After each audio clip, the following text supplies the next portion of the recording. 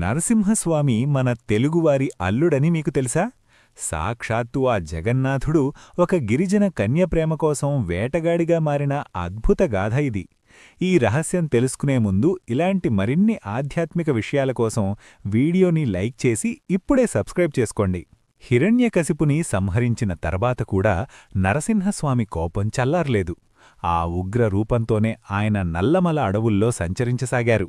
అక్కడ ఆయనకు చెంచుతెగకు చెందిన చెంచిత అనే గిరిజన యువతి కనిపించింది. ఆమె ఎవరో కాదు, సాక్షాత్తు లక్ష్మీదేవి. ఆమె ధైర్యానికి, అందానికి స్వామివారు ముగ్ధులయ్యారు. కాని ఆమెను పెళ్లి చేసుకోవడం అంత సులువు కాలేదు.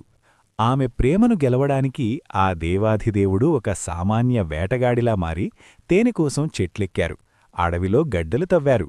చివరికి ఆమె మనసు గెలిచారు. వీరిద్దరీ వివాహం జరిగిన పవిత్ర క్షేత్రమే నేటి అహోబిలం. అందుకే ఇప్పటికీ చెంచుతెగవారు నరసింహస్వామిని తమ సొంత అల్లుడు అని ఎంతో ప్రేమగా, భక్తితో పిలుచుకుంటారు. భక్తుల కోసం స్తంభం చీల్చుకుని వచ్చే దేవుడు ప్రేమ కోసం వేటగాడిగా మారడం కేవలం మన తెలుగు నేలకే సొంతం. ఓం నమో నారసింహాయ.